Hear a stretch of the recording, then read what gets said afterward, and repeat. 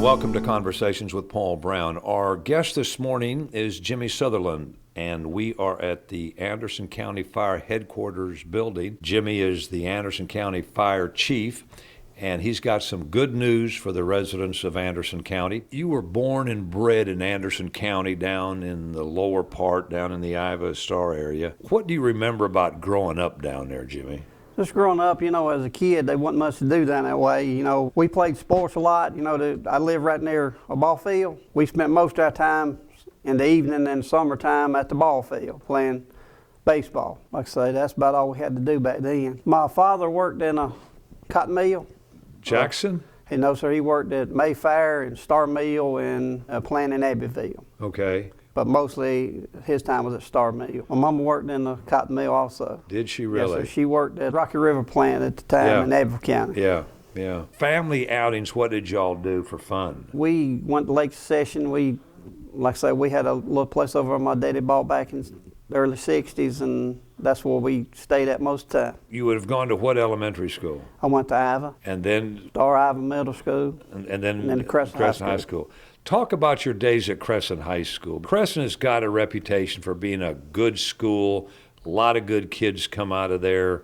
FFA program is one of the best around. Obviously, the girls' softball team is known around the country. But I played baseball, basketball, and football. The year, I think, 77, Coach Adams come to Crescent to coach. Played basketball for him. After graduation, I had two daughters. Both of them played softball for him. One of them got a scholarship and went to Anderson College to play softball for them.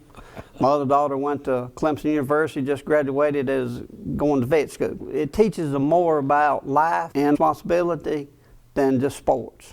That's what I really appreciated. They taught them more than just go play softball.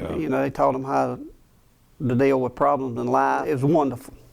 What was it like as a dad to learn that your daughter's going to be able to go to college and get help on her bills at the end of the year just by playing softball? As a parent, that was wonderful.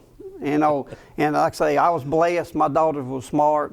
They got the scholarships through the lottery, so it was really a lot of help when I got the sports scholarship too. You finish up at Crescent, you graduate, then yes, what do you do? I had a few offers to go to school, but I decided to go to work for the town of Iva as a dispatcher. Back when each individual had their own dispatch? Yes, sir. Back in the good old days? Back in the good old days. I dispatched the police department. You get into dispatch, you get into law enforcement atmosphere.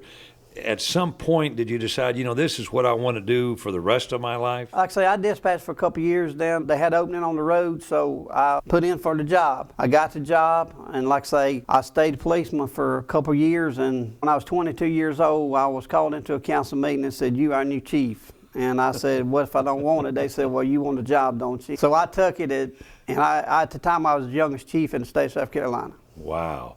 Tell me about your experience going to the South Carolina Criminal Justice Academy. Well, the first day I was there, they come in there and talked to us, and I looked at the boy sitting beside me, just hadn't met him. I said, what we done got into, But it was a good experience. Had that been your first time away from home for any period of time? Yes, sir. Been the first time. Back then, how many weeks was your? I had to go 9. 9 weeks. Yes, sir. Then you get certified and you come back. Come back. And at 22, you become Iva's police chief. Worked there until 2005. So at some point, the law enforcement branches off and you'd begin to do something else? Yes, sir. I retired in 2005. Fire headquarters offered me a job as a fire marshal. I took the job. I was fire marshal for probably 8 months, and the assistant chief retired, and I applied for the assistant chief job and got it. When you became the fire marshal, had we already had that position in place? Yes, sir. They had a position for 2 people, and they had one, but they needed another one. And for those that may not be familiar with what that job does, give us a job description. Okay. Fire marshal, what they do is they go out and they do all inspections, like on new homes, new apartment buildings, new businesses. They do the inspections to make sure it's up to code. And if it's not, they can't open? No, sir, they can't open. Give me the history of the Anderson County Fire Department. When did it start? It started back in 1963. My understanding, it started as a project through Farm Bureau. And if I'm not mistaken, I think Mr. O'Neill, he was one of the commissioners for a long time. I think he's the one that's got it started. And what station ended up being the first one to go online, so to speak? Rock Springs. And that's down in what part of the community? It's down in the Belton community that way. And the other two that quickly followed after that? It was Pendleton and Homeowner Park. And now we have how many? We got 27 stations, 3 substations. So we got right at 30 stations. And the substations are involved with what departments? Friendship, 3 and 20, Creightonville, and Broadway. Yes, that's 4 substations. All right, our guest is Jimmy Sutherland, and when we come back, we're going to talk about what has recently happened in Anderson County that you as homeowners need to be aware of.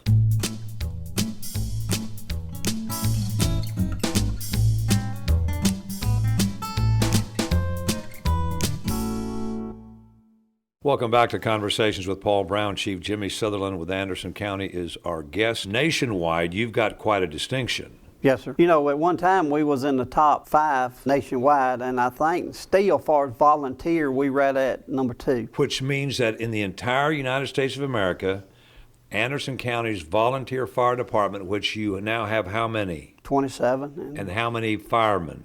We got 860 volunteer firemen. We've been in the top in the country for a long time. Yes, sir, we have. We've been in the top for a long time. We have had people call from lower part of the state wanting us to talk to them about how our system is set up and how it works. And, you know, it makes us feel good that people wants to modify after our system. Yeah. Yes, how difficult is it for you as fire chief of Anderson County to manage 27 stations? It's pretty difficult. I mean, you know, like I said, I do have assistant chief, and we share responsibilities. Brian does a good job. Yes, sir, Brian does a good job. I do put a lot on Brian, and me and him together is we do it. You know, we handle it. How much does it cost today to replace one turnout gear? One set of turnout gear, low end $1,800, high end $3,000. And that you've also got to provide those firemen with what else beside the turnout gear? Air packs, that's breathing apparatus. I mean, you know. Radios? Radios, and, you know, just like use air packs, for example. They used to be $1,200,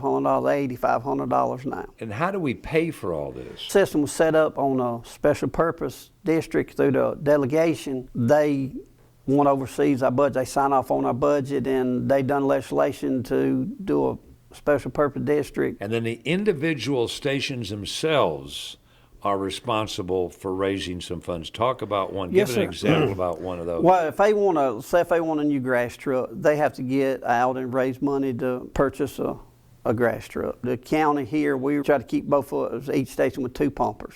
That you pay for? Yes, sir, that we pay for. Okay. And if they want some extra equipment, they get out and raise money to buy. How many ladder trucks have we got in Anderson County? We have got 5 ladder trucks. County owns 2, and Powdersville's got 1, Broadway's got 1, and Hopewell's got 1. And the reason that those areas need those is what? It's because of commercial buildings. They've got to get up there Yes, to sir. be able to get on those top floors and put a fire out if that happens. Right. Recently, you got some good news that we're going to talk about regarding individual homeowners in Anderson County. What was that? The ISO, that's the insurance where they come in and rate you, fire department. We have dropped our ISO rating again. This is the second time in 10 years. We dropped it, you know, about 8 years ago. What is ISO? It is a insurance rating system. And what that does is it comes in as far as you fire protection, it rates the fire protection that you have. Based on what criteria? Based on equipment, manpower, water availability. And they come down and they, spend a couple days Yes, sir. going couple through? Days going through, you know, we have to show them training. We have to show them equipment list. It takes about 6 months to get ready for them. Does it really? Yes, sir. It takes to get everything that they need before they get here. You started out, and the lower you get, the better it is. Yes, the lower you get, the better rate. When this ISO rating began, what was Anderson County? We was a 5/9. That's what it was for a long time, 5/9. And what the 5 means, if you live within 1,000 feet of a fire hydrant and 5 miles within a fire station, you got a class 5.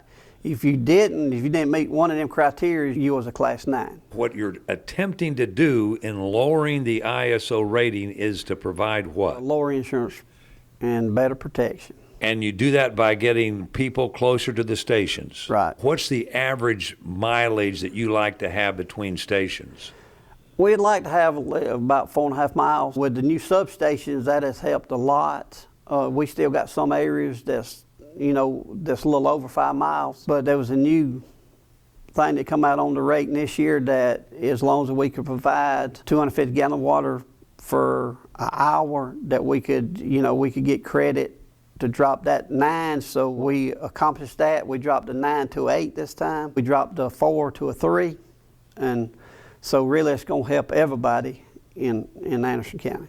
Now, those areas that don't have fire hydrants near, and you've got to haul in water, give our listeners an idea of what's involved in getting fire from the closest fire hydrant to where you need to fight the fire. Most time we're going to have 7,000-8,000 gallons of water on the scene. But if we have to haul it in, we call tankers that our stations have, and we set up what you call a water shuttle, and we just keep the water just like a fire hydrant. Now that you've achieved this 3/3 ISO rating, is there another goal out there that is achievable in bringing it even lower with Anderson County, or are we pretty much set because of the way the system has been set up? We got some ideas that we're going to try, if we can get the slash part off and just stay a straight 3 for everybody. That's our goal, and water companies are going to have to help us on that part too. I mean, we could go back to hauling water and we could get it off, but right now we figured it's best to stay the way we are, because like I say, as far as the lower part of the county, they put in bunches of fire hydrants. What we could see, as far as looking at the map, fire hydrant, we probably 85% covered in Anderson County. And, I was surprised about that one when we got to looking at it. That there were that many fire that hydrants? That many fire hydrants, yes, sir. I think we had over 16,000 and something that, and that's something that we could have missed, that they could be more than that. And the fact that these new water companies are coming in, like you said, that's going to help. Been a lot of new water lines put in that they've put fire hydrants on. That's helped a lot. And, we hoping that when they build new subdivisions that they make sure that they do put water lines and fire hydrants in. I wish there was a way that we could mandate, if you put a water line in, you got to put a fire hydrant in, but there's no way we can do that. So it's up to the individual water company Yes, to provide that service. Right. With this rating coming out, and when does it become effective? It come effective in October this year. And what does the individual homeowner need to do to make sure that they take advantage of what you've done and possibly get a lower insurance premium? What they need to do is make sure the insurance company, the provider they have, let them know that it had went down and shop around. But it's going to be up to the homeowner to contact their insurance company. The insurance company isn't going to call you and say, Mr. Sutherland, I've got good news. Your insurance they're not going to do that. I mean, we get a lot of calls here that, we'll know how far this address is from a fire hydrant, and we make it our priority to help everybody that we can. Some that we've got road 4. Yeah. And we've had some that lived in a 9 area, and we talked to insurance companies, hey, we can get water here, and they wrote them a 4. Now, there's been some that got to 9, but ain't much we can do about that, Right. But we help everybody that calls us. We write letters, send to the insurance companies for them. That's our job, just to see what we can help as many as we can. But if your insurance premium is due, it would behoove you to contact your insurance company. Yes, sir. And remind them that Anderson County is now a 3/3Y rating, and how is that going to affect my insurance? Yeah. And if they say it's not, then maybe they need to find another insurance company. Right. I mean, that's what I would say, because it should lower it. Do we have any idea, Jimmy, how much? We say that's going to save probably about 15%. That's just roughly. We know concrete on that, and from the 9 to 8, we think that's going to save people more. We're going to save from 25 to 30% on that one, because get road at a 9 is pretty high. It is, yeah. As you look into the future, what is on the planning board for Anderson County Fire Department? What do you still want to do? Like I say, we want to get our ISO down to as low as we can get it. We'd like to see a 2.